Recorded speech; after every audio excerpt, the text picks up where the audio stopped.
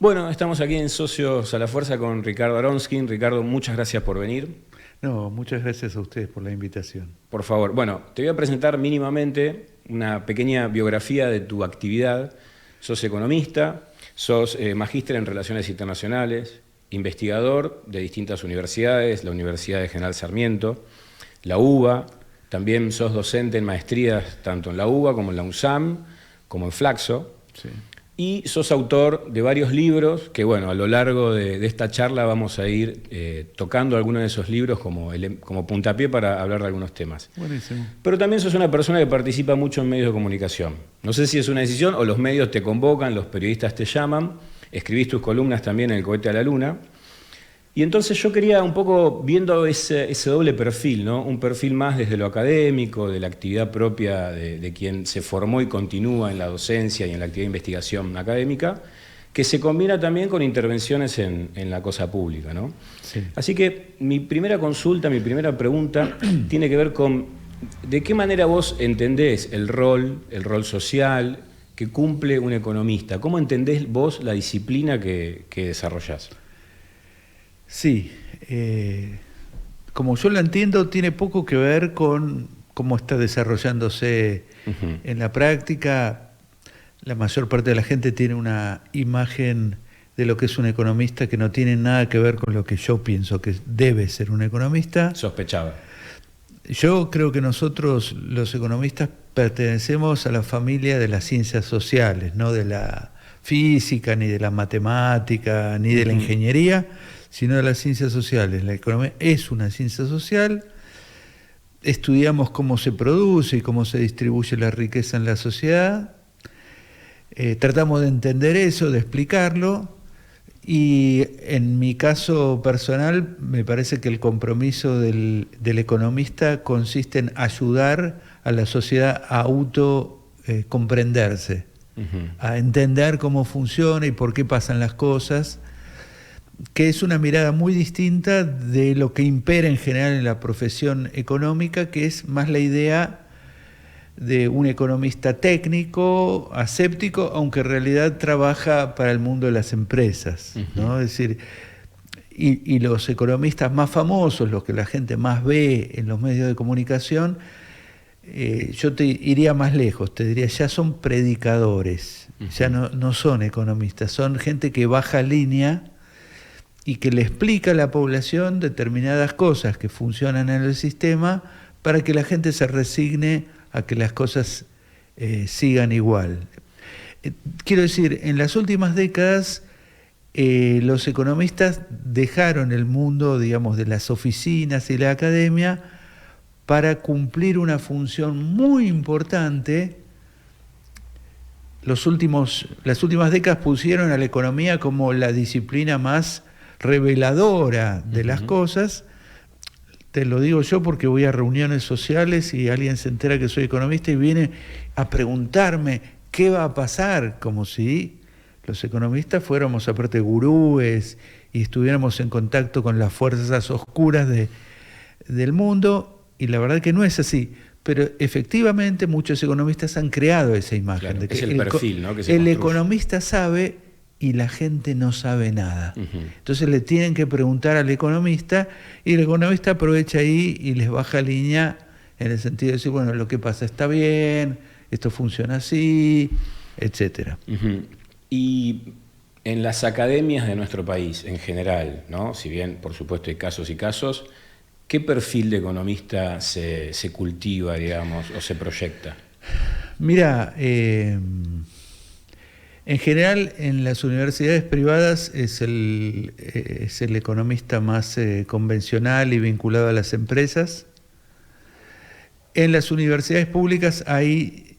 En general, el nivel científico es más alto y hay economistas más vinculados a la idea de la economía convencional, y ahí, afortunadamente, en las últimas décadas han surgido carreras más heterodoxas, más interesantes, más que asumen que la economía es una disciplina compleja y donde no hay una verdad absoluta, sino que hay disputas de miradas.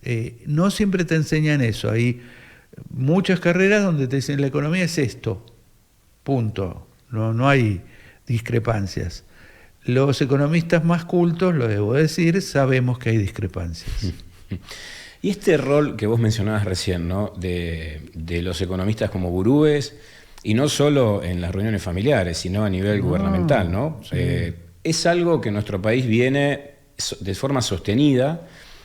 ¿Es propio de nuestro país, de la región, o es algo a nivel global? No, es global. Es global. Esto pasó desde los 80 del siglo pasado hasta ahora, que el economista se transforma en una especie de gran organizador de la cabeza de la sociedad. Y hay una cosa más grave todavía, que este tipo de economistas colonizó a la política. Esto quiere decir, muchísimos dirigentes políticos de distintos signos compraron la idea de que, bueno, hay unos expertos a los que hay que preguntarles, y supeditan su propia visión de la sociedad a lo que los economistas le dicen. Entonces hay una colonización del pensamiento político por la economía más conservadora, quiero decir, porque hay muchas alternativas, pero muchos políticos, incluso que vienen del campo popular, han sido formateados por esta cosa que flota, de que la economía es una ciencia exacta, que no hay más remedio que el ajuste, bla, bla, bla, va a haber que sufrir, pero en el futuro, bla, Claro. bla, bla. Se mezcla, ¿no? Como vos decías, una cosa media de objetividad, ¿no? Con las variables, y al mismo tiempo como una mirada de Mesías, ¿no? De esta cuestión de, bueno, primero hay una cuestión sacrificial, Sí. vamos a tener que padecer, y en algún momento Sí. llegará la tierra prometida, que nunca llega, ¿no?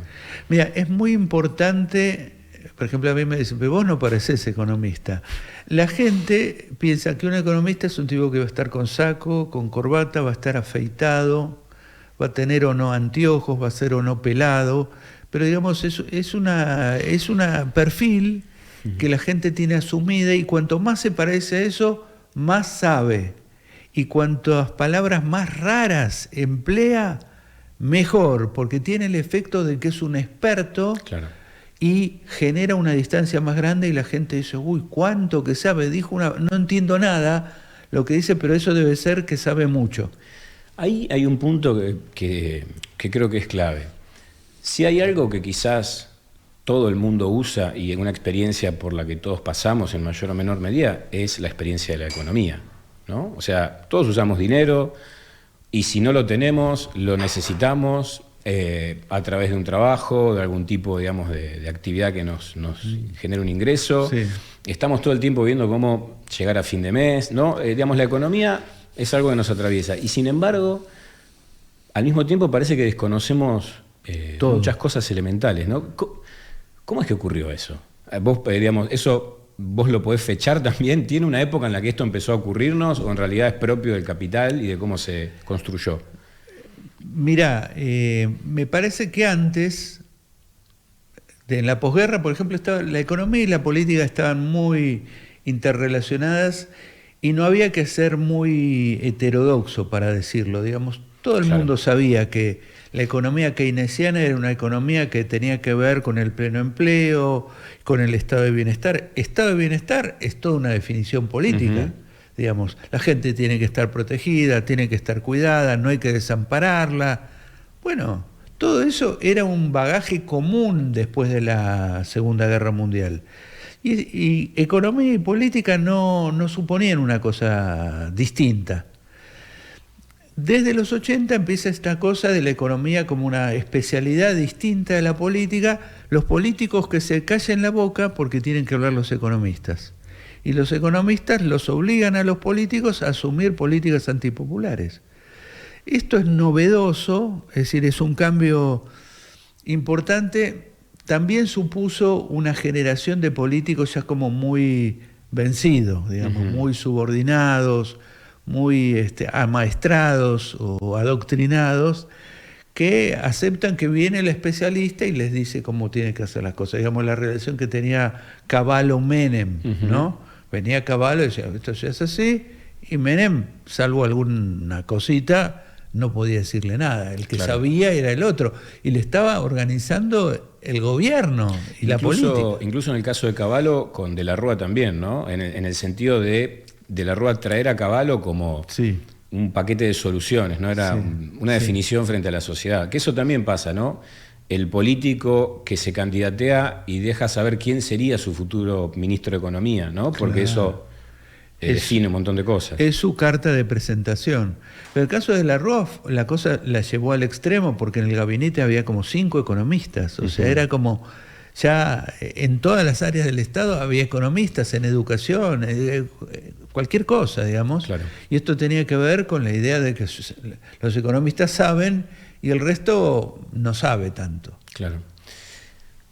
Y entonces uno puede concluir a partir de ahí que nuestra sociedad tiene un déficit en ese punto, es decir, de no sé si llamarlo educación en ese aspecto, no sé qué término usar, pero Total. pero de algo que sí hacemos todo el tiempo, ¿no? Pero a la vez parecería como que está alienado el aspecto económico de nuestra vida, sobre todo porque quien vive sabe que no hay magia en la economía y que el dinero es uno, pero a la vez cuando escuchás algunos mensajes sí se compran buzones, ¿no? O promesas, la inflación se resuelve en 5 minutos y ese tipo de expresiones. Sí. No, mira, eso es increíble. La verdad que la economía actual, la economía que impera a nivel mundial, tiene una cosa de magia muy importante. De timba financiera, que te vas a enriquecer rápido, que las bitcoins, que qué sé yo, 5 minutos y sos millonario, mirá lo que le pasó al otro. Eso circula mucho, las fantasías. Circuló con el argumento de la dolarización. Claro. Que a mí me pasó, me encontré con muchísima gente que decía, bueno, ahora estoy ganando 50.000 pesos, voy a ganar 50.000 dólares. No, no vas a ganar 50.000 dólares. No vas a ganar. Pensa, ¿todos podemos ser ricos al mismo tiempo? No, la sociedad no está estructurada ni preparada para eso. Hay una cosa mágica en la economía y hay una cosa de expropiar a la gente su propia experiencia. Pasó mucho en los 90. En los 90 una parte importante de la sociedad estaba yendo para abajo. Pero lo que flotaba era la idea que todos podemos ser exitosos. Todos podemos ser exitosos. Y que, mirá, hay muchos exitosos. No sé si te acordás la revista Caras. Todas las semanas te mostraba a un exitoso mostrando su mansión, su chalet. La vida de los famosos, de los ricos, ¿no? Claro, ¿ves? Ahí están los exitosos. ¿Y a vos por qué te va mal? ¿Por qué tenés un mal empleo o estás desempleado? ¿Por qué? Y porque vos sos un fracasado. Pero mirá toda la gente que tiene éxito. Eso es tremendo como mensaje social. Y la verdad que la economía hace mucho para hacer eso. Los que tienen mérito todos son los que tienen plata, y los que no tienen plata es porque no tienen mérito. Una cosa completamente injusta y ridícula, pero funciona como mensaje social. Yo pensaba, ¿no?, que en términos de ficción nosotros tenemos la experiencia del 1 a 1, que fue una gran implantación, ¿no?, de una ficción, y por ahí estos mensajes ahora vinculados al hecho de dolarizar la economía un poco hacen juego, ¿no?, quizás con ese recuerdo en muchas personas. Claro, porque aparte, yo siempre digo, están los hechos objetivos, pero después, tan importante como eso en la sociedad son las interpretaciones. Claro. O sea, ¿por qué pasaron las cosas? Entonces, yo puedo explicar hasta mañana por qué razones la convertibilidad iba a estallar en algún momento, porque tenía un mecanismo interno que la iba a llevar al desastre. No se sostenía. No se iba a sostener. Eso, lo que no podíamos decir es cuándo va a estallar, pero que va a estallar, va a estallar. Ahora, ¿qué pasó? Circuló también la cosa que, por ejemplo, De la Rúa era un torpe. Siempre la gente se recuerda cuando en el programa de Tinelli iba a salir por un lado. Y eso alcanza para decir que, bueno, la convertibilidad fracasó no porque era un desastre en sí misma, sino porque De la Rúa no la supo manejar bien. Claro. Entonces queda la idea de que habría que volver a la convertibilidad, que estaba fenómeno. Cuando no es así y cuando la mayoría de la población la terminó pasando muy mal.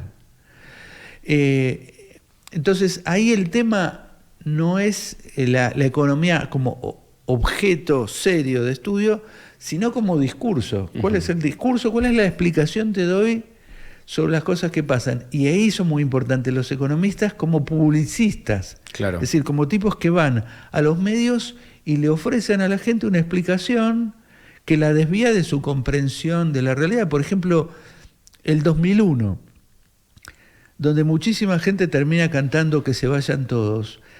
Para mí es que se vayan todos los políticos. Para mí es de una injusticia total, porque no todos los políticos eran lo mismo, por un lado, y lo que había llevado al desastre era una combinación de políticos con empresarios, con economistas, con medios de comunicación, era todo un sistema el que había llevado al desastre, y la gente cuando se imaginaba quiénes se tenían que ir, se imaginaba los políticos. O sea, el todos no estaba configurado efectivamente por todos. No estaba configurado por todos, eran los políticos. Y lo más injusto es que había políticos que uno puede decir, fueron honestos, dijeron las cosas, lucharon para que no fueran así, y ahora lo pones en la misma bolsa que todo el resto. Muy, muy injusto, pero esas cosas las trabajan los medios. La idea que si la convertibilidad fracasó es por un político, si hay líos en la economía es por un político. Todo va a la antipolítica y, por ejemplo, los economistas quedan impunes. Algunos de los economistas que participaron en el desastre de los 90 después aparecieron como ministros de Economía o candidatos a ministros de Economía o como figuras que saben de economía. Bueno, lo vemos hoy ¿Sí? mismo, ¿no? Evidentemente no hay un costo, o por lo menos no sé si no hay, pero no lo pagan. No lo pagan. No lo pagan. Desde su origen como nación, Argentina aparece tensionada entre modelos contrapuestos y en disputa. Uno deudor del pasado colonial, agroexportador y consustanciado con las indicaciones de los centros globales del capital financiero, y otro empeñado en desarrollar el potencial del país y sus habitantes, sobre la base de la industria, el empleo, el ascenso social, la distribución de la riqueza y la plena soberanía. Es una disyuntiva que se actualiza en cada etapa y que hoy, de nuevo, aparece como telón de fondo de las decisiones por tomar. Ricardo, una cuestión que siempre, digamos, se menciona en nuestro país, sobre todo cuando llegan épocas electorales, ¿no? Es la cuestión de la disputa de modelos, ¿no? Que en nuestro país hay históricamente modelos que están en pugna. En general se habla de dos, no sé si serán dos desde tu punto de vista o más, pero ¿cuáles son actualizados esos modelos que estarían en pugna? Sí, mira, la verdad que van cambiando a lo largo del tiempo porque cambia la economía, cambia el mundo, pero lo que uno sí puede decir es que la mayoría de los argentinos vive acá, piensa vivir acá, ahorra si puede acá y quiere que sus hijos vivan acá y quiere tener un nivel de vida aceptable, alguna sensación de que tiene un futuro. Hay un modelo que intenta responder, digamos, a esas necesidades colectivas, mayoritarias. ¿Cómo hacemos para que, si somos 47 millones, los 47 millones tengamos desde una vida decorosa a una vida buena o muy buena? Y hay, yo diría que, no sé si llamarlo modelo, pero hay como una agrupación de demandas de sectores empresarios que tienen negocios por hacer, negocios muy grandes con la Argentina. Y lo que ellos dicen es que nadie interfiere en los negocios que queremos hacer. Este es el objetivo político de ellos es ese. Nada más eso, que la sociedad no se meta con los negocios de ellos. Una cuestión casi de virreinato, digamos, ¿no? En el sentido de poder aprovechar desde la potencia que te da, no sé, una posición privilegiada, lo que puedes explotar de la tierra, ¿no? Lo que puedes sacar. Lo que te puedes llevar para vos. Sí. Digamos, todos los empresarios dicen, bueno, no quiero pagar impuestos, el Estado me molesta, los sindicatos me molestan, los piqueteros me molestan, todo me molesta, pero todo tiene que funcionar en función de mis intereses. Entonces, lo que sale de eso, uno puede decir, es un modelo, es un mamarracho que por comodidad lo llamamos modelo, en el sentido que, y la gente lo conoce aparte, esto hay que explicárselo. Bueno, ya es bastante viejo lo que pasó en el proceso, pero en el proceso terminó un desastre económico, con Martínez de Oz. Más cercano, el menemismo y la alianza terminan en otro desastre económico, y Macri termina en otro desastre económico, porque lo que hacen es sumar demandas empresarias. Entonces unos empresarios dicen, bueno, yo quiero importar cosas del resto del mundo y vender acá. Bueno, dale, importá. Bueno, yo quiero cobrar tasas de interés altas a la producción. Cobralas. Bueno, yo quiero... Y cada uno tiene algún negocio por hacer. Yo quiero hacer explotación minera, pero que no me cobren impuestos. Bueno, no te cobro. La combinación de todo eso es un caos. No es que eso es un programa económico y un modelo de país. O sea, no es un plan. No, eso es una desorganización completa que termina mal siempre. ¿Ya? En estos 3 ejemplos que te di, terminó mal. Y no es que terminó mal porque sí. Uy, qué mala suerte tuvo Martínez de Oz. Uy, qué mala suerte que tuvo Cavallo. Uy, qué mala suerte que tuvo Macri. No, termina mal porque al ser solamente eso, negocios, dame negocios y yo hago mucha plata. A ver, yo tengo el negocio de la energía eléctrica, dame tarifas más altas. Bueno, tomá. ¿Qué es eso? Quebraron 20.000 pymes gracias a los costos de los servicios públicos. Eso es, uno puede decir, ¿eso es un modelo? ¿Y qué sé yo qué es eso? Claro. En toda América Latina es igual, quiero decir, las empresas lo que les interesa es negocios empresarios y que nadie más los moleste. Y el Estado es molesto. Y el resto de la sociedad es molesta porque quiere vivir, quiere tener un destino.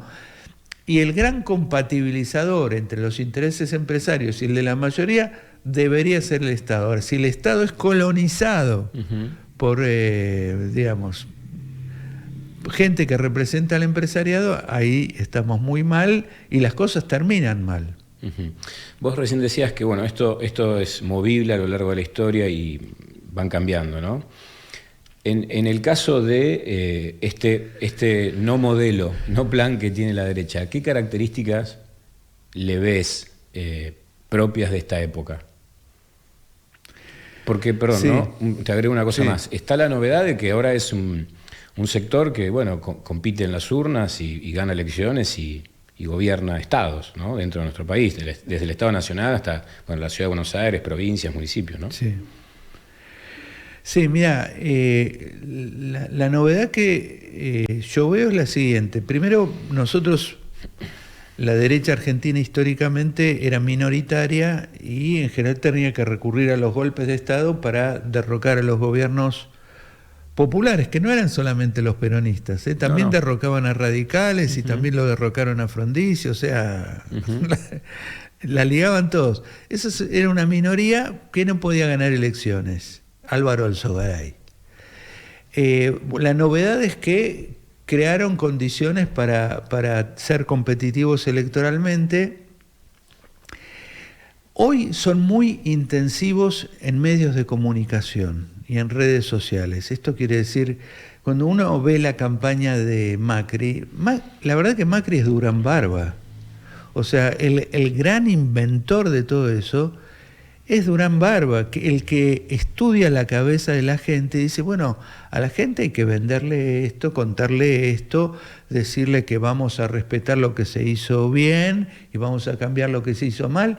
Esa frase es extraordinaria, porque yo también estoy de acuerdo con dejar las cosas buenas y cambiar las malas.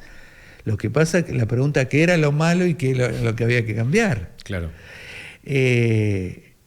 Ahí es muy interesante porque yo quiero decir que esta derecha es una derecha que estudia mucho, que es intensiva en comprender instintos que hay en la sociedad, imágenes que hay, aspiraciones que hay en la sociedad, y organiza un discurso en función de venderles ese producto. Eso es una gran novedad, ¿no? Porque Hasta hace no mucho tiempo se suponía que los sectores populares, con el peronismo a la cabeza, era quien tenía ese termómetro, ¿no? La capacidad para poder conectar con las mayorías y poder hablarles y entender lo que les estaba pasando, ¿no? Sí. Hoy parece que eso, al menos en apariencia, traducido esto por los medios de comunicación, ¿no? Parecería haberse trastocado un poco.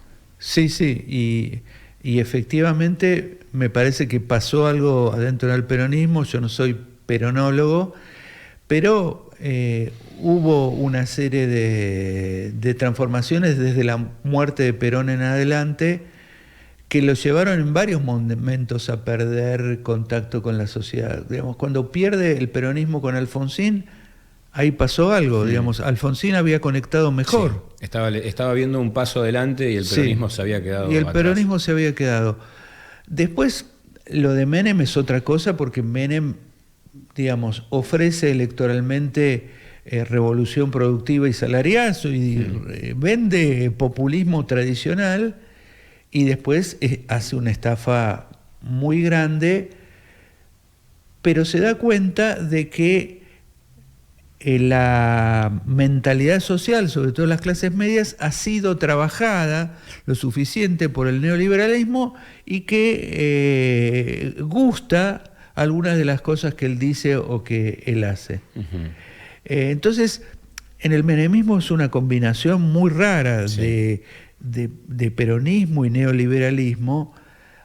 Hoy en día los peronistas dicen, no, no era peronista. Y los neoliberales dicen, no, era peronista.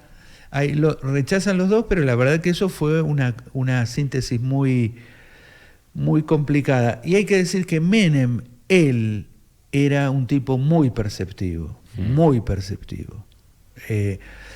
Me acuerdo que una vez un publicista me explicó, Menem usaba reloj de oro, joyas, anillos, cadenitas, todo de oro. Y ellos habían estudiado que en realidad había sectores populares que les gustaba, digamos, que él usara todo eso. Claro. No les caía mal que anduviera en la Ferrari, no les parecía que eso estaba mal. Había identificación con él. Había una identificación. Eso Menem lo tenía. Yo creo que lo más alejado de la conexión con la realidad es este gobierno. Estoy muy impresionado, muy impresionado, porque está como muy alejado y cada vez más, ¿no? De la percepción, del oído en el piso un poquito, muy alejado, muy alejado. Está como recluido, ¿no? Por momentos parece como quien pasa de largo por un lado y se mete en su pieza y no participa. Sí. Digo, es una figura, porque en realidad el gobierno inevitablemente participa de todo, ¿no? Hasta por omisión. Sí. Mira, el último hecho que yo estaba criticando, pero con dolor lo digo, ¿no? Es el episodio de la sequía. La sequía fue muy importante. O sea, hemos tenido un desastre, digamos. Se nos quemaron los campos, se nos achicharraron, digamos, por el calor, y estamos perdiendo 20.000 millones de dólares. Eso hay que decírselo a la gente. Mira, nos pasó esto. Es como si dijera, mira, nos pegó un meteorito y nos hizo Hay que contarlo y hay que decir, y por eso vamos a tomar esta medida, esta otra. No es una buena situación, no es lindo, pero tenemos que saberlo y tenemos que enfrentarlos como una comunidad. El hecho de no decir nada es sorprendente. No solamente es sorprendente, sino que es funcional a la oposición, que le dice, bueno, está todo mal, ¿ves? Está todo mal, qué mal que gobiernan. Pará, puede decir que hay acciones del gobierno que no están bien, pero la sequía es el calentamiento global. No jodas con que todo es responsabilidad del gobierno. Tampoco la guerra en Ucrania, tampoco el COVID-19 le pasó a este gobierno. Claro. Y esto no es para justificarlo todo, pero si el gobierno no tiene voz, no le explica, no le cuenta a la sociedad ¿cómo va a entender? Y ahí sí, el tema de la interpretación, los que le ofrecen una interpretación es la oposición, que le dice, mirá qué malos que son, que anda todo mal. O sea, en este punto, el modelo, más allá de obviamente la tradición y todo lo que hay en el acervo de las luchas populares y demás, digo, el modelo de los sectores populares, del sector nacional y popular, no está tan claro entonces. Si uno tuviera que enunciarlo por lo que se dice en este momento, no por lo que se supone o esto que yo te decía del acervo histórico, ¿no? Sí. No, absolutamente. Me parece que esto en ese sentido es una de las peores cosas que le podía pasar al movimiento popular, esta cosa chirle, esta cosa desperfilada, esta cosa pidiendo disculpas, esta cosa de leer el editorial de La Nación para que no se enojen conmigo. Es un drama porque aparte ha desmoralizado muchísimo a la gente, la ha dejado sin discurso, sin propuesta, sin horizonte. Es como una bomba atómica adentro del movimiento. No es el ataque desde afuera, es un ataque desde adentro.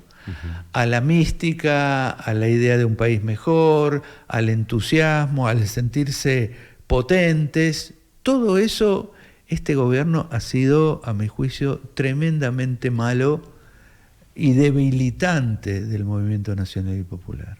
Claro, porque todos estos elementos que vos decís, aunque parezcan más propios por ahí de otras cuestiones, terminan teniendo peso a la hora de jugar decisiones económicas. Es decir, el entusiasmo, el acompañamiento, la fuerza que vos podés haber acumulado para ir y negociar en esas mesas, en donde parece que se está hablando de economía, pero en definitiva estás hablando de poder, de economía, de política y de distribución de los recursos, ¿no? Totalmente. Mira, yo creo que si todos recordamos el último tramo de Cristina, que ella, muy desesperada por el cerco mediático, utilizaba la cadena nacional en forma reiterada para comunicar cosas, que por ahí era un elemento desgastante. O sea, quizás si uno le pudiera dar un consejo en el pasado, le hubiera dicho: dosificá eso, claro, para que a la gente no la canse o que cuando apareces vos sea una cosa muy jerarquizada. Sí, tenía un costo. Tenía un costo. Y había un problema indudable que no resolvió el kirchnerismo hasta hoy, que es cómo armó una comunicación alternativa, digamos. Están los grandes medios, bueno, eso ya está. Entonces, ¿y ahora qué haces? ¿Mirás y protestás o tratás de construir otro? A mí me llama la atención que eso no se haya hecho, pero llegamos a esto porque frente a esa cosa de una especie de redundancia de cadenas oficiales, el presidente actual optó por no hablar nunca, no explicar nunca, no decir nunca nada, salvo alguna cuestión ínfima, mínima. Habla 5 minutos, 3 minutos como pidiendo disculpas, perdón. Eso es no jerarquizar la función presidencial. El presidente tiene cosas muy importantes para decir y se las tiene que decir a la sociedad, y se hace cadena nacional, se escucha la palabra presidencial. Alberto ha hecho un culto de que no exista la autoridad presidencial, la palabra presidencial, la iniciativa presidencial. Yo siempre pienso, Macri hizo un montón de cosas por decreto. Alberto ha dicho, bueno, no nos da la relación de fuerzas en el Congreso. Bueno, eso puede pasar, pero todo lo que ha sido hecho por decreto es reemplazable por otro decreto presidencial. Tienen el mismo valor, o sea, todo lo que dependía de él tampoco lo hizo. No es que él puede decir, bueno, me lo traban en el Congreso. Bueno, hay cosas que no te traban en el Congreso, que vos las podés simplemente deshacer con un decreto. Es decir, una falta de voluntad total. Digo, lo comparo con Néstor Kirchner, que fue una máquina, en el mejor sentido lo digo, de crear poder, de restituir la figura presidencial, el Estado, la presencia estatal, la voz del Estado, un Estado potente, un Estado que va a hablar al presidente y ya tenés una expectativa positiva. Me acuerdo, hay un tramo de la gestión de Cristina, te decían, che, a las 6 de la tarde va a hablar Cristina, y ya te empezabas a poner contento, porque uno esperaba alguna iniciativa importante, positiva, valiosa, para el país. Fíjate lo que es esto. Sin iniciativa, sin entusiasmo, sin voz, sin palabra, sin discutirle a la derecha las tonterías que dicen. Yo estoy en Twitter Y todo el tiempo están diciendo, ¿qué gobierno de porquería? ¿Qué gobierno de porquería? No existe el mundo, no hay pandemia, no hay Ucrania, no hay sequía, no hay nada. ¿Qué porquería es el gobierno? ¿No tenés nada para decir frente a eso? ¿Cómo puede ser? Y ahí digo, todo el Frente de Todos en ese sentido es una carencia de discurso tremenda, dolorosa y políticamente muy dañina. Escasez de dólares, tutelaje económico del Fondo Monetario, presión de la deuda externa, espiral de inflación, fuga masiva de capitales. Todos temas repetidos a lo largo de la historia reciente de la Argentina y de sus crisis. ¿A qué se debe la reiteración, cual día de la marmota, de este ciclo del que siempre se sale con un alto perjuicio para la mayoría de la población y un bajo costo para sus artífices? Otro tema constante, que me imagino que para un economista argentino es como una especie de capítulo central, es el de la inflación, sí, ¿no? En nuestro país. Sí. ¿La inflación es una especie de condena estructural que tenemos o es el resultado de una serie de decisiones políticas que se toman? Mirá, el caso argentino es un caso especial, porque nosotros venimos arrastrando inflación desde hace mucho tiempo. Otros países de América Latina fueron tan inflacionarios como nosotros. Por ejemplo, Brasil, pero hace un tiempo Brasil la cortó y no tiene la economía bimonetaria, digamos. Se manejan con la moneda nacional. El caso nuestro en ese sentido es bastante particular a nivel internacional. Ahora, no responde a ninguna esencia, no es que tenemos en el ADN la inflación, sino que responde a una serie de causas históricas que la reiteración del fenómeno también te genera una especie de reacomodamiento y de comportamiento inflacionario natural, digamos. Esto que todos remarcan por las dudas, en otros países no pasa. No es por las dudas remarco, digamos, no. No, porque aparte remarco y no me compran los clientes, o sea, no puedo estar haciendo lo que quiera con el precio. Claro, porque es verdad, el remarco es tanto para digamos, todos los actores de la cadena aceptan el remarco. Sí, ¿no? Sí, acercan permanentemente y creo que en el fondo hay una apuesta que en el último tramo de la cadena donde está el consumidor, alguien le va a dar plata al consumidor para que pueda pagar los precios incrementados que están incrementando ellos.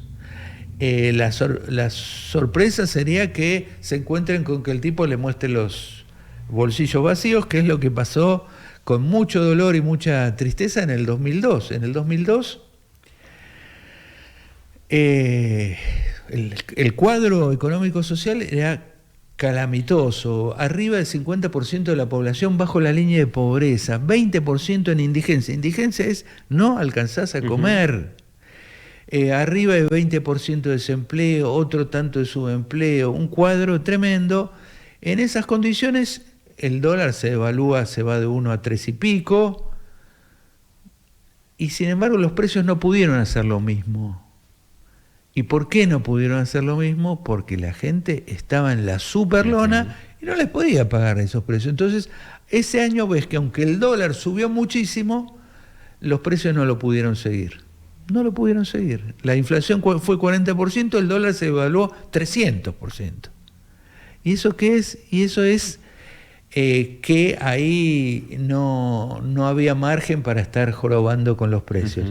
Pero en el contexto argentino, digamos, ¿por qué la convertibilidad tuvo éxito en bajar la inflación casi a cero? Por una sencilla razón. Abrieron la economía tanto y encima revaluaron el peso, con lo cual el peso se hizo fuerte en relación al dólar, que para los argentinos que teníamos trabajo, la clase media, etcétera, etcétera, todo lo extranjero era barato. Todo lo que venía de afuera era barato. Y te podías ir, en vez de ir a veranear a Villa Gesell, te podías ir a veranear a Bahía, que te salía lo mismo. Bueno, eso inclinó la cancha a favor de todos los productos extranjeros y los productos locales empezaron a quebrar en masa. O sea, las empresas o se disciplinaban y mantenían los precios bajos o quebraban. y muchas quebraron. Y el desempleo se nos fue al 18%. Esto quiere decir, hemos logrado en algún momento controlar la inflación a costa de destruir la producción y mandar a una parte de la población a la miseria, que no es la forma de combatir. La otra forma que se conoce de combatir la inflación es con un Estado muy fuerte y con capacidad de aplicar las leyes, porque nosotros tenemos en la Argentina una ley de abastecimiento, una ley de defensa de la competencia y una ley de defensa de los consumidores.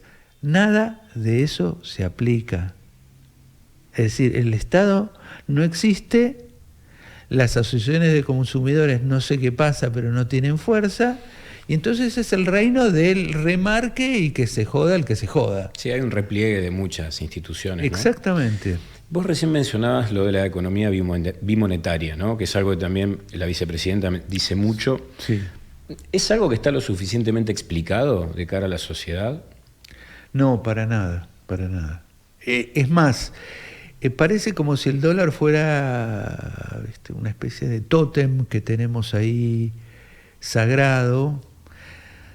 Pero, digamos, cuando uno estudia, la mayor parte de los países del mundo no tiene esa cosa con el dólar, y eso tiene que ver con cómo nos falló la moneda en algún momento, cómo fallaron los bancos en otra. Hay varios elementos en nuestra historia que explican, uno es el Rodrigazo de 1975, y de ahí en adelante varias situaciones donde vos decís, ¿cómo me refugio frente a este caos? Y aparece el dólar como un refugio fácil. Sencillo, está ahí nomás. No está ahí nomás, pero en muchos casos el Estado argentino se ha endeudado para repartir dólares entre la población. Hace rato que pasa eso. Entonces, el dólar aparece como tabla de salvación social. Lo que yo te quiero decir es, si no sometiéramos a la sociedad a ese tipo de zozobras y vos pudieras ahorrar en pesos y te olvidás unos pesos en un tarrito, lo abrís dentro de un año y más o menos tenés el mismo valor, porque hasta el dólar se deprecia, toda la moneda del mundo. Pero digamos, te olvidás pesos en un tarrito, lo sacás dentro de un año y perdiste el 5% del valor. Vuelve a tener sentido tener pesos. Claro. Digamos, la forma de combatir al dólar es ofrecerle a la gente una cosa. ¿Qué es lo que la gente busca en el dólar? Seguridad, que la riqueza que tenés, poquita, mucha, no se te pierda. Muchos sectores muy humildes, pero que tienen un pesito, tratan de comprar dólares. ¿Como para qué? Para poder ahorrar. Mirá lo que estamos diciendo. Ahora, en todo el mundo se ahorra en moneda local. Claro. Sí, además, mucha gente creo que además de todo esto lo que busca es no tener que estar pensando todo el tiempo en cómo hacer para que el dinero rinda, ¿no? Sí. Porque la verdad que es muy desgastante que toda la sociedad tenga que estar tan atenta a la economía como si fuera un agente de bolsa. Sí. Todos los días, ¿no? Sí. No es solo un problema de nuevo, ¿no? No es solo un problema económico, es un problema de la cotidianidad del día a día. Absolutamente. Mirá, hay un conjunto de propuestas que han circulado de cómo ofrecerle a la gente una forma de ahorro muy sencillo que le preserve el valor de sus ahorros para no tener que pasar por el dólar. Y hay muchas cosas propuestas, por ejemplo, un bono, pero que sería un papelito muy parecido a un billete de circulación, que sería, por ejemplo, bono ladrillo, que el bono equivale a 10 ladrillos. Y que mantiene el valor de los ladrillos suben, el bono sube. Entonces vos decís, yo me gustaría comprarme una casa. Bueno, no hace falta que te compres dólares, comprate bonos ladrillo, eso va moviéndose, o sea, cuando tengas 1000 ladrillos vas a tener, no sé, una pared. Claro. Un poco de imaginación, un poco de ganas de dar la pelea. La verdad que en eso este gobierno me defraudó porque pensé que Guzmán en eso iba a buscar hacer varias cosas, pensé que iba a hacer una reforma tributaria progresista, que había varias cosas en carpeta y la mayor parte de las cosas quedó en el camino. Sí, en realidad uno no busca ser decepcionado, ¿no? Más allá de las diferencias que uno pueda tener, lo que buscas es soluciones, ¿no? Ser sorprendido, ¿no? Sí. Más que ser decepcionado. Sí, y me parece que el gobierno tuvo esa posibilidad. Incluso más de una vez se dice, bueno, pasaron 90 años y vino la pandemia. La pandemia también es una oportunidad de hacer política. Obvio. También. El primer año de pandemia, cuando estábamos todos inmovilizados en la casa, gente sin ingresos, un cuadro tremendo, tuvimos como 35% de inflación. ¿Vos me podés explicar de dónde sale esa inflación? Pero segundo, en ese momento Alberto Fernández tenía mucha popularidad, sí, porque estaba manejando con decisión eso y protegiendo a la gente, y eso se reconocía. Decime si el gobierno y el presidente en ese momento no tenía autoridad para decir, hemos detectado que tales sectores están aumentando los precios sin ningún fundamento y jorobando a la gente que está tan mal, y encima de todo le hacen esto, y aplicar sanciones, no a todo el mundo, pero a alguno que se le pasó, que se le fue la mano, como forma de mostrar, hay autoridad, hay un Estado, hay alguien que protege. Y también el mensaje a los empresarios, muchachos, mira cómo está la gente, y ustedes lo que se les ocurre es seguir remarcando en este contexto. Claro. Bueno, no se hizo. Era una oportunidad porque la pandemia te daba mucha legitimidad en aras de la defensa de la gente que está indefensa a intervenir contra los sectores que se abusaban. Se perdió esa oportunidad. Claro, era una situación excepcional que te permitía tomar esas medidas. La excepcionalidad no era que tenías que hacer menos, podías hacer más. Claro. Algo que se viene diciendo en este tiempo también es que esta situación económica genera que haya sectores de la sociedad que tienen un dinero, y eso explica los restaurantes llenos, la compra de ropa, las escapadas de fin de semana, por ahí no muy lejos, pero un fin de semana. Y por otra parte, hay una parte de la sociedad, un sector de la sociedad que no dispone de mayores recursos más que para la mesa familiar, la ropa para los chicos, la escuela y sobrevivir. También es difícil, ¿no?, tener una propuesta que pueda cubrir ese frente y que pueda explicar un proyecto económico para ese sector. Después están otros sectores que hacen dinero, no importa cuál sea la circunstancia, ¿no? Incluso en la crisis a veces hacen más que nunca. Sí. Mirá, lo que vos estás aludiendo es muy importante porque tenemos una sociedad fragmentada con muy diferentes realidades.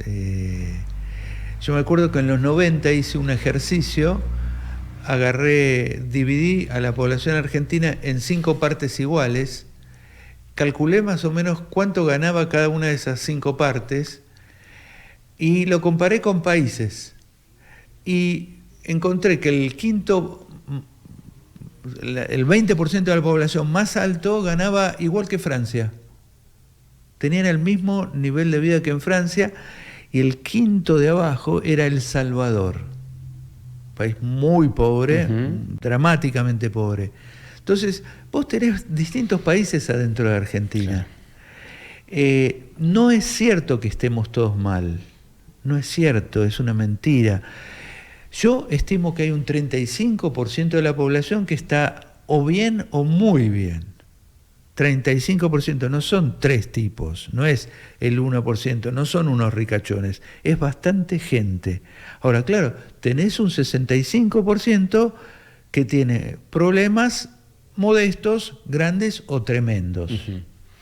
Tenés la sociedad fragmentada, entonces vos tenés que pensar un poco propuestas para todos, que tienen que ser, como vos lo sugeriste, propuestas un poco diferenciadas, digamos. Incluso cuando en las elecciones generales donde triunfó Macri, una de las cosas que se observaba era que sectores de clase media-baja incluso estaban molestos con que el gobierno de Cristina había ayudado a los que peor estaban, les había dado un montón de subsidios, ayudas, mientras que ellos que no estaban mucho mejor no recibían nada. Y eso fue un elemento que generó fricciones, malestar, incluso votos totalmente equivocados. O sea, es necesario conocer al detalle la situación económica de un país tan, como vos decías, tan disímil, al mismo tiempo muy rico y también puede ser muy pobre como el nuestro, ¿no? Sí. Junto con la inflación está otro avatar nuestro que es la deuda externa, ¿no? Sí. Si uno repasa en estos 40 años de democracia los discursos presidenciales, va a encontrar que con distintos motivos, razones, siempre aparecen la deuda, el tema del dólar, bueno, y la inflación, ¿no? Que ya lo mencionamos. Con la deuda pasa algo similar a lo que recién mencionabas con la inflación, es decir, hay algunas cosas que son propias de nuestro país y otras que tienen que ver con decisiones que se toman. Mirá, el entorno desde los años 80 para acá es un entorno global que busca endeudar a los países, no importa el tamaño, y vos vas a los países centrales y están endeudados hasta acá. Peor que Argentina, ¿eh? Peor que Argentina. Endeuda a los países, endeuda a las empresas y endeuda a los individuos. Por ejemplo, los argentinos en promedio tenemos una deuda que equivale al 20% de nuestros ingresos. Promedio, ¿eh? En Estados Unidos es el 110%. Tienen comprometidos todos sus ingresos. Deben más que lo que ganan. ¿Eh? ¿Qué te quiero decir con esto? Que el entorno, esto en la economía lo llamamos la financiarización de la economía mundial, deuda, deuda, deuda, estamos todos agarrados con la deuda. Dicho esto, en el caso argentino, ahí sí hay una distancia muy grande entre lo que podríamos llamar gobiernos nacionales, claro, y los gobiernos pro globalización, porque los gobiernos nacionales, sea del signo que sea, no tienden a endeudar al país, no tienden, o sea, saben lo malo que es estar bajo la influencia del Fondo Monetario. Y vos vas a encontrar que, producto de la dictadura cívico-militar, terminamos en el Fondo Monetario Internacional, de ahí nos sacó Kirchner con una muy clara idea de que si podíamos sacarnos de encima ese paquete, ojo, que ahí debíamos solamente 9.500 millones, entonces en un buen momento de reservas del Banco Central, y en coordinación con Lula, que en Brasil hizo exactamente lo mismo, Fondo Monetario, tomá, 9.500, no te queremos ver más por acá. Y viene el macrismo y nos vuelve a enganchar con el Fondo Monetario. Esto tiene que llamar mucho la atención porque no es que el Fondo Monetario viene y nos invade. No nos invade, no tiene tropas el fondo. No es que lo convocan desde Argentina. Entonces me parece que la sociedad tiene que hacer ese clic y empezar a preguntar, pero che, ¿quién lo trajo al fondo? ¿Por qué tenemos este aparato encima, esta cosa que dice, bueno, no podés hacer esto, no podés hacer lo otro, prohibido gastar en esto? ¿Por qué tenemos esto encima? Y la contestación es, lo invitaron desde acá. ¿Quién lo invitó desde acá? Bueno, hay que ir por esa ruta, la ruta de quién invitó al fondo, y vas a encontrar que hay una minoría social que encuentra muy bueno que esté el fondo acá porque los ayuda a gobernar y a llevar a la economía y a la sociedad en una dirección determinada. Sí, además, la sociedad parece no tener interlocución, ¿no? Ahí sí es un asunto muy propio como de la conducción del gobierno en tal o cual momento, ¿no? Porque vos, la verdad que como pueblo, los elementos para evaluar en qué consiste una negociación con el fondo te quedan tan lejos. Ahí sí la economía se te escapa, ¿no? No tenés por ahí cómo hacer para saber. Totalmente. Incluso, a ver, nosotros, la historia de nuestra deuda, cuando se nos volvió realmente un problema grave, empiezan con la dictadura cívico-militar. O sea, hasta el gobierno de Isabel Perón, la verdad que Argentina no tenía una deuda significativa, no era un problema, nadie hablaba de eso.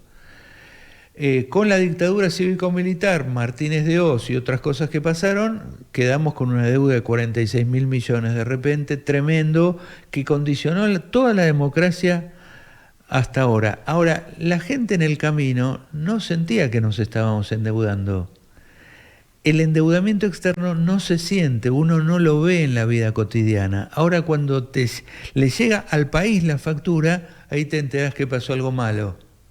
Entonces parece que la gracia es endeudar durante tu gobierno pasarle el gobierno a otro y que la factura llegue cuando está el otro gobierno. Claro. Entonces son los malos. Che, pero mirá, están recortando todo, y sí, porque hay que pagar la factura. Claro. Pero el tema es, ¿por qué tenemos esa factura? ¿Quién armó esto? Hay una tercera cuestión, te estoy trayendo todos los monstruos, digamos, ¿no? Hay una tercera cuestión que tiene que ver con el último de tus libros, donde sos compilador, que es este que estoy mostrando ahí. El libro se llama Fuga de Capitales, Economía, Estado y Soberanía Nacional. Y la fuga, por como vos la describís acá, ¿no? Muy bien, con el resto de los autores y autoras, es un problema gravísimo, constante, pero creo que incluso es mucho menos conocido que los otros dos, ¿no? La inflación, por supuesto, está en todos lados, es un tema en cualquier bar se habla. La deuda es un poco más solapado, pero en definitiva también. Ahora, el tema de la fuga es fuga y misterio, ¿no? Sí, se podría sí, decir. sí. Está mucho menos sabido. Sí, sí. Mira, esa es una gran tarea docente que tendría que hacer el Movimiento Nacional y Popular si estuviera organizado. Difundir.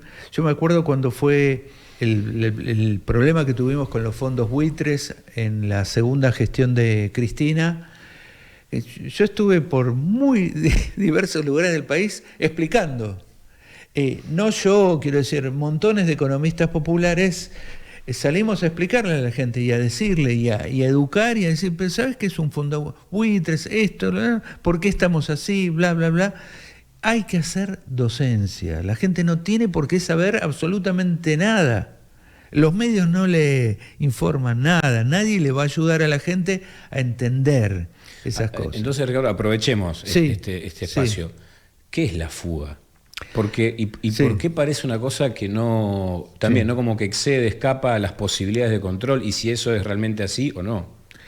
Mira, la fuga es una masa muy importante de fondos que en vez de quedarse en la economía nacional generando actividad económica, inversión, consumo y todo lo bueno que eso genera, son retirados de la economía, salen.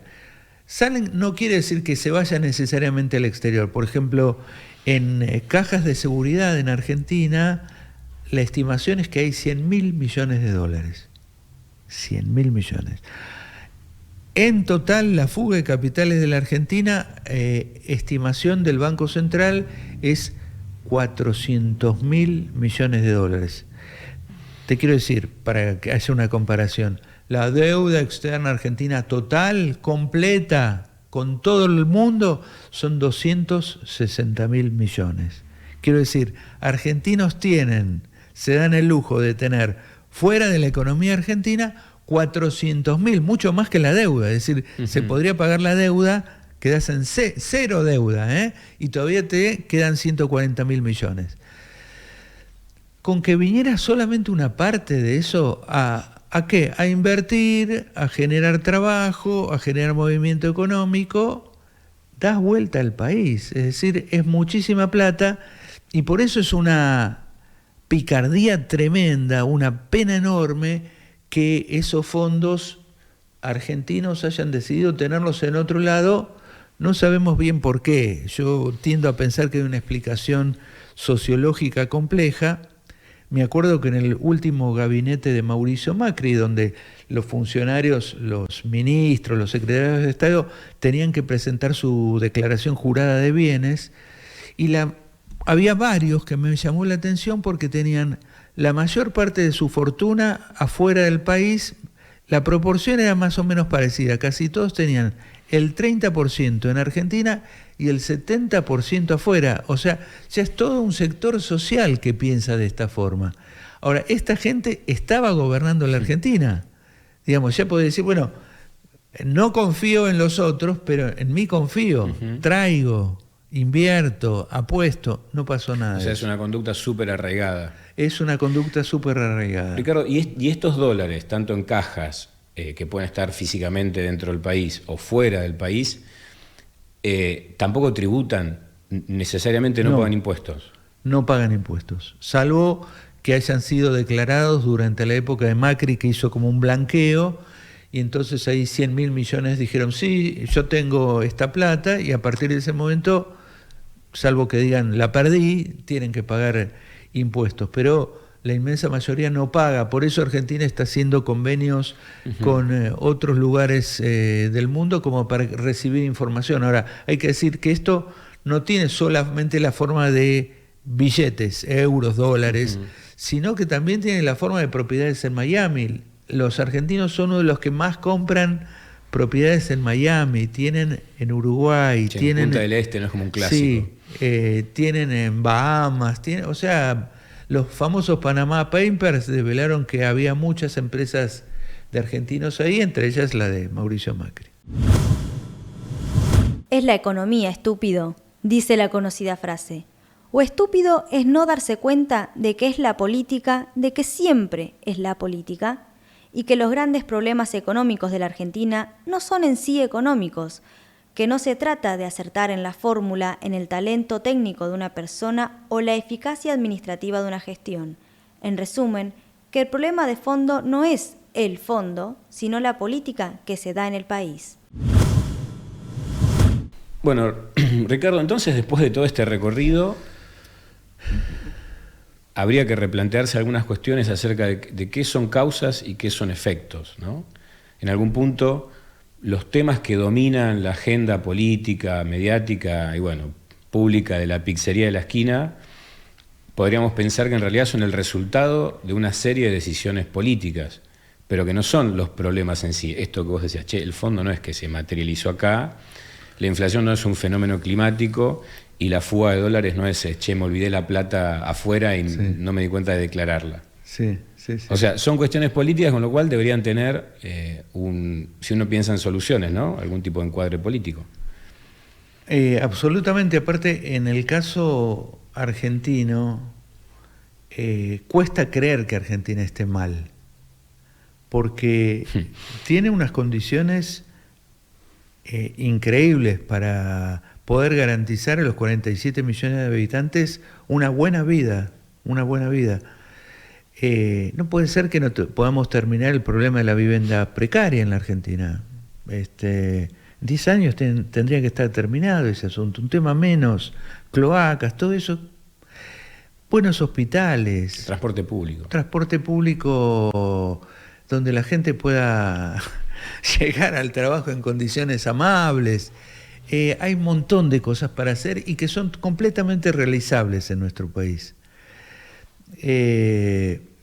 Vos fijate que en general lo que la gente escucha todo el tiempo es ajuste.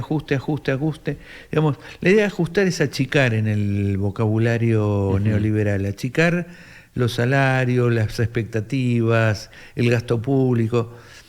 Se puede mostrar fácilmente que si se combatiera mejor la evasión impositiva, el Estado contaría con muchos más recursos para hacer un montón de cosas extremadamente interesantes. Y muy rápidamente podríamos avanzar en resolver cuestiones que parecen no se van a resolver nunca. Se pueden resolver muchísimas cuestiones en la Argentina. ¿Qué quiero decir? Hay fondos, hay recursos. Vos mencionabas recién el tema de los impuestos, ¿no? En algún punto. Viste que cuando desde el Estado se habla de impuestos, todas las personas creen que van a ser perjudicadas por los impuestos. No quedan claro, de nuevo, ¿no? En el debate de ideas, en el debate público, no. Se trata de impuestos que estén direccionados, o en el mejor de los casos, dependiendo cuál sea el modelo, por supuesto, a los sectores de la sociedad que más recursos tienen, ¿no? Sí. ¿Se puede pensar, no sé, en una redistribución de la riqueza sin tocar la cuestión impositiva? No. Ahora, en el caso nuestro, nosotros tenemos un problema adicional y casi te diría que es previo al tema de cómo van distribuidos los impuestos, que es que no hay un consenso social básico de que hay que pagar impuestos. Parece que no pagar es una gran piolada y que por lo tanto el Estado puede vivir del aire. El Estado no puede vivir del aire, el Estado necesita recursos para hacer cosas. Por supuesto que ahí está el tema ciudadano. Yo exijo que el Estado, con mis impuestos, haga cosas. Eso. Pero no, como el Estado no funciona bien, entonces yo quiero no pagar impuestos. porque entonces vas a la disolución de la sociedad. Suena como un poco infantil como argumento, ¿no? Porque, bueno, está bien, como no funciona bien no pago, y entonces ¿qué pasa? Se derrumba todo, porque hay una fantasía ahí que el Estado puede ser reducido al infinito. No existe eso. Cuando vos ves los países más avanzados del mundo, aquellos que los argentinos admiran, Estados Unidos, Europa, el norte de Europa, que es el colmo del estado de bienestar, el peso impositivo es muy grande, mucho más grande que en Argentina. Nosotros estamos cerca del 30%, en Europa están arriba del 40%, la mayor parte de los países, y los escandinavos están en el 60%. O sea, cobran muchos impuestos y la sociedad funciona bárbaro y la gente está muy protegida y vive muy bien. Entonces no es un tema de no pagar impuestos, sino hacer que el Estado sea muy eficiente y que los use muy adecuadamente. En la Argentina se creó un consenso chanta de que, bueno, no paga nadie, somos todos unos vivos bárbaros y el país se cae a pedazos. Y los ferrocarriles son una porquería y todo funciona mal y la vivienda es precaria y no hay plata para la policía y avanza el narco y bueno, ¿qué va a hacer? Pero yo sigo no pagando impuestos y con mi plata si puedo la saco fuera del país. Bueno, así no se puede construir un país en serio. A lo largo de tu respuesta está muy presente el tema de hay un problema de conducción, de autoridad, digamos, por parte del Estado. ¿Cómo pesa eso de cara a las élites económicas de nuestro país y sus características? Porque en algún punto parecería que hay una discusión política fuerte por darse que no tiene que ver ni con la racionalidad, ni con pensar que todos buscamos el bien común, sino que hay un problema, ¿no? Hay un problema que necesita sentarse en una mesa y hablar claro y fuerte, ¿no? Y parecería que al menos en este momento el gobierno no tiene esas características. Entonces, ¿qué pensás vos que tendría que hacerse? Ya estamos por votar, ¿no? Dentro de relativamente poco. Sí. ¿Qué características crees vos que tiene que tener esa conducción estatal para poder negociar estos cambios que son necesarios en nuestra economía y que va a implicar inevitablemente tocar intereses, cambiar cuestiones estructurales y que gente que gana mucho dinero gane menos? Mira, ahí me parece que tiene que haber una conjunción entre dos elementos. Una clase política o una dirigencia política, me refiero a una dirigencia política popular, que esté muy convencida de ciertas cosas. O sea, que tenga sus propias líneas rojas sobre lo que no puede pasar y mucho acompañamiento popular, es decir, la gente tiene que ser involucrada en esto, tiene que ser informada todo el tiempo y se la tiene que invitar a participar, no a no ir a la calle, quedarse en la casa, mirar la telenovela, desentendete de la política, sino metete, intervení, participá, informate, opiná y criticá. Y tampoco te llamo el día de la votación y después no te hablo más. Eso es una política tradicional que uno diría, bueno, es la política de los conservadores, pero esa misma política la puede hacer un espacio nacional y popular. A mí me parece que no. Ahora, en relación a este gobierno, yo te quiero decir algo que a mí me llamó muchísimo la atención en relación a todo el peronismo, ya no el espacio kirchnerista, que es, nosotros empezamos a tener problemas en los últimos años con el tema comida. Comida. Muy cara. El Estado está a cargo de darle ayuda alimentaria a casi 10 millones de personas.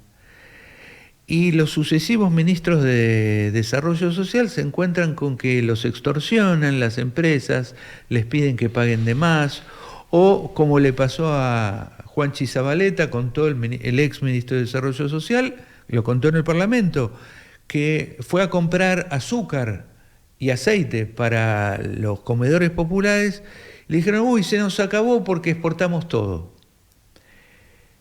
No, pues esa es una línea roja. Quiero decir, un gobierno popular no puede decir, uy, no puede, Bueno, me está contando gente que está a cargo de comedores cómo se ha deteriorado la calidad de la composición de la comida en proteínas, en vitaminas, en todo se viene deteriorando. Es como que a alguien se le ocurrió que ahí hay que ahorrar. Eso es desastroso, eso dejémoselo a los conservadores, a la derecha, a los deshumanizados, pero eso no le... A ver, ese debería haber sido la línea roja que no se puede pasar.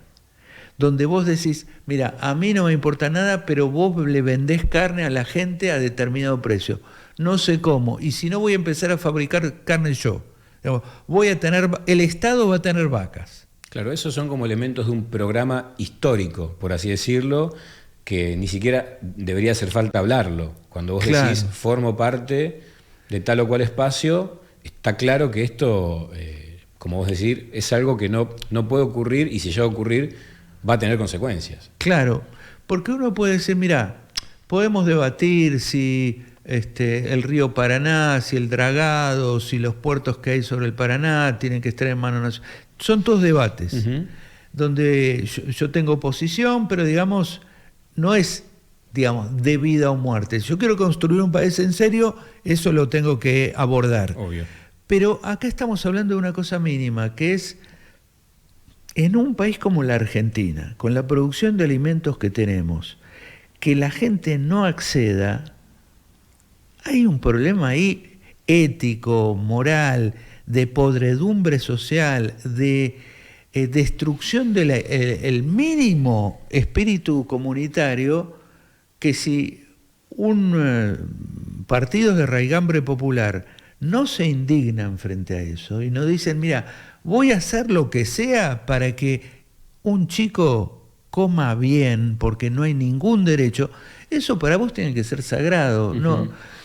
Otras cosas las discutimos. Hasta la soberanía nacional es segundo. Pero que la gente no coma es insólito, no puede pasar. Viste que eso se combina también con algo que tiene reminiscencias de un pasado, que es esta idea de que el Estado es como medio dormido, ¿no? Le fugan plata y no se da cuenta cómo controlar, hace un acuerdo de precios y no se lo respetan, entrega una suma fija y suben los precios de la comida. Esta idea de, el Estado es medio sonso, no se da cuenta, ¿no? Que en otra época de nuestro país fue la antesala de decir, bueno, entonces que no lo maneje el Estado. Si el Estado no es eficaz, que lo manejen quienes sí son eficaces, ¿no? Sí. ¿Qué lectura haces de eso? Porque me parece que son cosas bastante previsibles, ¿no? Vamos a hacer un acuerdo de precios y el otro no lo respeta y se supone que tiene que haber un costo para el que no respete un acuerdo de precios. Y aparte le tomaron el tiempo al gobierno. Pero yo creo que tu pregunta es muy importante. Pensando a futuro, yo creo que un proyecto nacional y popular en serio, que se tome en serio lo que dice, implica necesariamente tener un proyecto en relación al Estado. El Estado no puede seguir siendo esto que es ahora, que es una especie de alambre caído que lo pasa cualquiera, o un semáforo apagado. Sí, o unos tweets, ¿no? Aparecen unos tweets. Sí, eso es la disolución del Estado y en realidad es el reino del neoliberalismo. El neoliberalismo quiere eso. Entonces, desde una mirada alternativa, vos no podés aceptar eso como normalidad. No podés aceptar un Estado tonto, no podés aceptar un Banco Central que se le vayan los dólares entre las manos. Uy, no sé, me pidieron dólares y yo los di. No puede pasar eso, no puede pasar. En las aduanas no pesan los containers, no saben. ¿Qué es eso? Ahora, vos decís, lo llamamos piadosamente Estado bobo, pero en realidad es un Estado cómplice de un sector dominante que no le gusta cumplir las leyes y que puede hacerlo porque colapsó todo. Colapsó el Poder Judicial, colapsó el sistema político, el Estado está coimeado o colonizado por intereses privados. Bueno, no funcionan los estados así. No funciona Estados Unidos, no funciona China, la Federación Rusa, Alemania, Japón o Corea del Sur, el que quieras, no funciona un Estado así. Entonces, dentro de la plataforma de un movimiento nacional y popular, no solamente hay que decir la vivienda, esto, no. Si vos no solucionás el tema del Estado, no puedes gobernar, ¿eh? Para cerrar por ahí con una expectativa, ¿no? Vos decías, la Argentina tiene potencial, ¿no? Es decir, nuestro país tiene una serie de recursos que también explican su capacidad de renacimiento, ¿no? A lo largo de la historia y las crisis. Si tuvieras que indicar 3 o 4 cosas en donde vos decís, si aprovechamos estos elementos, si tenemos un Estado despierto y fuerte, un modelo, una conducción, todas estas cuestiones que tienen que alinearse, ¿qué cosas serían esas en las que podemos apoyar la recuperación y el desarrollo a futuro? Reconstruir un aparato estatal lleno de gente que crea en lo público, o sea, eso tiene que ser, no es que los tenés que estar controlando, los tipos tienen la camiseta del país, pero hasta el último funcionario está convencido, no es porque le dicen. Primera cuestión, o sea, eso es el primer mecanismo anticoima y hacer que eso funcione. Segundo, con que reconstruyas un poco la capacidad tributaria del Estado empezás a tener fondos propios. Nada de pedirle al fondo o a otro limosna, no. Nada. Estado, fondos propios, ¿para qué? Tercero, un plan de desarrollo. El plan de desarrollo es: estas industrias necesito, estas viviendas necesito, estas cloacas necesito, estos polos de desarrollo regionales para que no esté todo en el AMBA. Entonces tenés plan y seguís, enseguida sabés a dónde tenés que... Y después, claro, esa plata hay que usarla con muchísima eficiencia. Ahí no puede haber ni curros, ni empresarios amigos, ni nada. Ahí te doy lo que corresponde para que hagas lo que corresponde. Y después, en el tema del alineamiento internacional, te pongo un punto más, que es, mira, China nos viene atiborrando de propuestas de cosas para hacer. Bueno, la verdad que necesitamos arrancar fuerte la economía argentina, con un montón de cosas al mismo tiempo. Si los chinos te dicen, mira, te hago una central nuclear, y te hago represas, y te hago trenes, y te hago un puerto, y te hago una planta para hacer fertilizantes en Tierra del Fuego, todo lo que sea productivo y que genere riqueza y que genere divisas, hagámoslo ya. No estemos esperando, internas, qué sé yo, al embajador yanqui no le gusta. No, hay que avanzar, que vengan los yanquis también y que propongan cosas productivas. Y no tenemos problemas, pero producción, empleo, trabajo, ahorrar divisas. Lo sacás a la Argentina, la sacás rápido, a flote. Bueno, ojalá. Sí. Ricardo, mil gracias por el tiempo, por las explicaciones y por la claridad. ¿Sí? Muchas gracias. Gracias a vos.